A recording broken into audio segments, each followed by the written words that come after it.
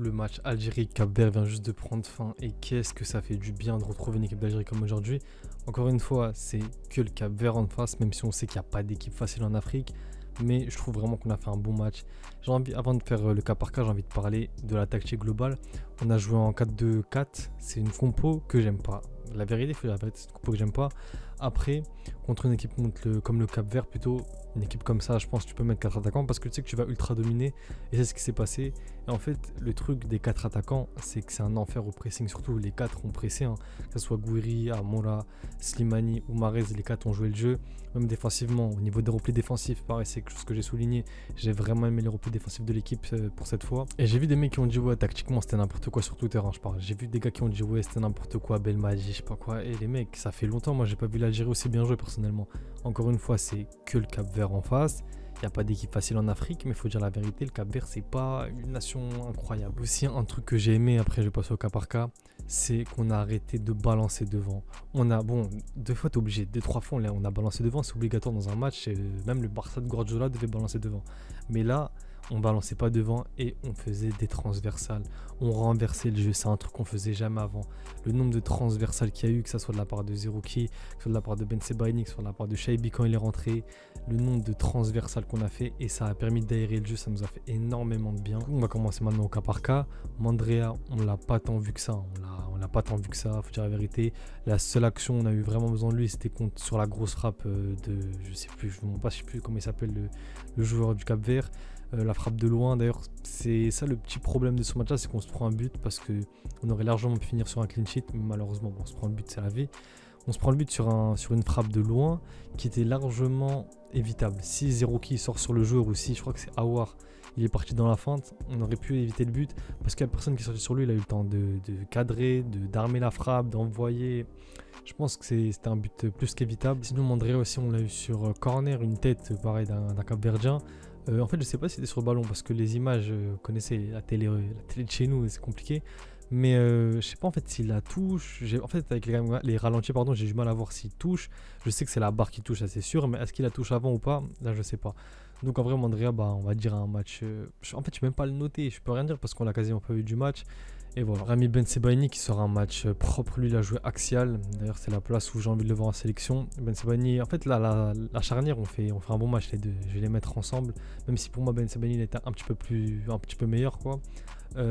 Pareil, Mandji, il a fait un bon match, faut dire la vérité. Il y a eu 2-3 trucs où, genre, je crois, une balle perdue en première mi-temps, un mauvais renversement de jeu, balle en touche, tu vois, c'est des trucs, ça arrive. Juste, faut pas les faire dans les matchs très importants parce qu'une perte de balles, ça peut mener à des choses très graves. On sait, le football, ça va vite.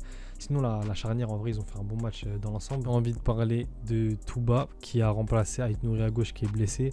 Sincèrement, Touba, je vais pas lui tomber dessus parce qu'il a pas fait un mauvais match. Mais en fait, le truc, c'est plutôt la différence entre lui et Ait Nouri. En fait, ça se voit trop. Tu vois vraiment que Ait Nouri, il est très loin et on a de la chance de l'avoir en équipe nationale. Tu vois que le gap entre les deux, même si Touba, encore une fois, il a fait un bon match et je ne critique pas son match. Je dis juste que quand tu le compares avec ce qu'on a, c'est compliqué en fait. Voilà, c'est ça le truc parce que en vrai le côté gauche il est bloqué, je pense, hein. Dès qu'Ait Nouri sera là, titulaire indiscutable, rien à dire. De l'autre côté, on avait Attal, Youssef Attal. Les blessures, Inch'Allah, ya Rabbi, que ça l'épargne parce que Youssef Attal. Et me dites pas que c'est que le Cap-Vert en face, me dites pas que je sais pas quoi. Youssef Attal, quand il est pas blessé, c'est n'importe quoi. C'est n'importe quoi. Défensivement, très très fort. Offensivement, je vais pas vous apprendre c'est qui Attal. Techniquement, c'est très fort. Dans le 1 contre 1, c'est incroyable. Attal, Inch'Allah qui sera pas blessé pour la CAN parce qu'avoir Attal à droite, l'équipe change limite. C'est ça, c'est un joueur c'est un cadre de l'équipe, hein. Il a pris la CAN avec nous malgré qu'il était blessé à l'épaule ou à la clavicule, je sais plus. Mais c'est un joueur extraordinaire, on a de la chance de l'avoir en équipe nationale. On va passer au milieu de terrain. Il y avait 2 milieux de terrain, du coup c'était la doublette Aouar Zerouki. Zerouki, c'est un gars que j'ai beaucoup critiqué. D'ailleurs, je l'ai toujours dit que j'apprécie pas vraiment son style de jeu, mais il faut dire la vérité. Contre le Cap-Vert, il a été très bon. Et j'ai retrouvé le Zerouki du Feyenoord contre l'Atlético. C'est-à-dire un Zerouki qui joue vers l'avant. Et c'est ça que je lui reproche tout le temps. C'est défensivement, il a souvent été bon avec l'équipe nationale, mais balle au pied, ça a toujours été trop limité. Et là, il a joué vers l'avant et j'ai enfin vu Zerouki faire des transversales qui arrivaient. Regardez par exemple l'action pas but de Mahrez plutôt. Mahrez, il allait le marquer, il l'a pas mis. Sur cette action, ça part d'une transversale de Zerouki, puis Amoura, puis Mahrez. Oui, il en a fait plusieurs comme ça. D'ailleurs, Zerouki, pour moi, il a fait un bon match. Il a aussi marqué son but, hein. Je crois le quatrième but, c'est lui, un truc comme ça. Ouais, cinquième, c'est Slimani. Je crois quatrième, c'est Zerouki. Sinon, Zerouki, bon match dans l'ensemble, j'ai aimé. Ou c'est Mawar. Je m'en souviens très bien sur mon ancien TikTok avant qu'il se fasse ban. J'avais dit que dès sa première entrée, j'ai dit qu'on a un joueur de classe mondiale parmi nous. Ça a commencé à me dire, ouais, t'abuses, il a touché 2-3 ballons. Je vous jure que ça se voit à son toucher de balle. Ça se voit à sa classe sur le terrain parce qu'il a un truc sur le terrain. Oussema Aouar, c'est un joueur de classe mondiale. Je vous jure que c'est un joueur de classe mondiale. On a de la chance de l'avoir. Certes, en club, il est loin d'être à son prime. C'est loin d'être le Aouar 2020-2019. Mais ce mec-là, il va nous faire tellement de bien au milieu de terrain. J'espère qu'on va jouer dans un milieu à 3. Mais Aouar, au milieu de terrain, le milieu de terrain est sécurisé. Il a quoi? Il a 24 ans, 25 ans. On l'a au moins pour 6-7 ans facile. Très, très grosse pioche, j'ai envie de dire, du côté de l'Algérie. Parce que, encore une fois, doublé aujourd'hui, mais c'est même pas les deux buts, moi, qui m'importent. La vérité, c'est plus sa prestation, c'est plus la qualité de passe qu'il a, la qualité de comment il garde la balle. Même défensivement, il a récupéré pas mal de ballons. Oussem Aouar, très content qu'il soit en équipe nationale et va vraiment nous faire du bien. On va passer au quatuor d'attaque. Amoura, faut en parler. Amoura, moi qui disais oui, côté gauche, peut-être que Belaïli, parce que Benrahma c'est léger. On sait pas si Gouiri va jouer en neuf, va jouer à gauche. Mais en fait, qu'est-ce que je me prenais la tête? Il y a Amoura à gauche et c'est exactement le joueur qui nous manquait. Et là, d'un coup, ça me dérange même plus que Mahrez ne percute plus autant. Parce qu'on a vu que Mahrez, il percutait moins et il est plus à la passe maintenant. Mais Amoura à gauche, en fait, il fait ce que Mahrez faisait à l'époque, même si c'est beaucoup plus explosif, on va dire, c'est beaucoup plus en profondeur.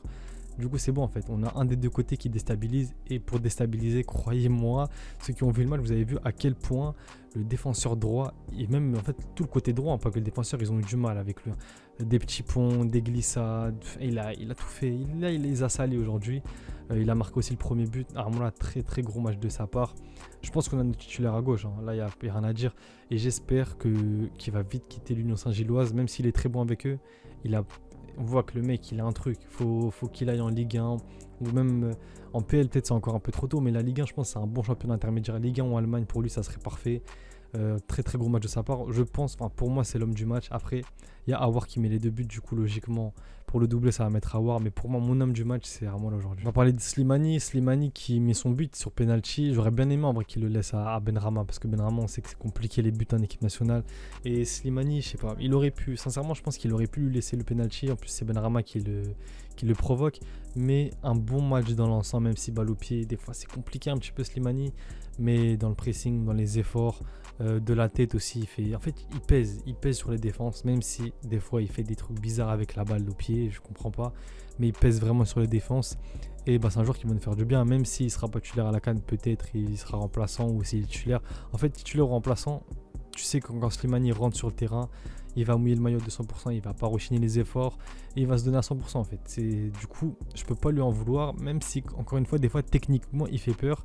Aujourd'hui, il marque son but et il fait pas un mauvais match, faut dire la vérité, il fait un bon match. Amine Gouiri, première sélection très très encourageante, hein, même s'il a pas marqué, on a vu quand même, il a essayé, il a forcé un petit peu le but, c'est pas passé. C'est très encourageant, je trouve, pour une première sélection. C'est des mecs avec qui il a jamais joué. On voit que, en fait, on dirait qu'il était déjà dans l'équipe, c'est ça le truc. Il y a une action, pareil, l'action petit pont, il frappe après, dommage, celle-là, elle n'est pas rentrée, ça aurait été magique. Vraiment, ça aurait été magique. Malheureusement, c'est pas rentré. Après, Gouiri, pareil, dans les efforts défensifs, il a été bon. Offensivement, il a provoqué, même si, encore une fois, il a pas marqué.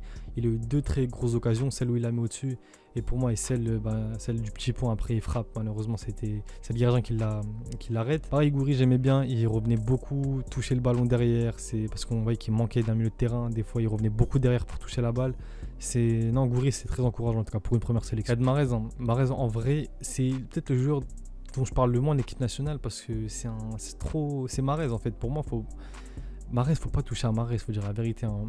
Mahrez, il te sort un match, très très bon match aujourd'hui.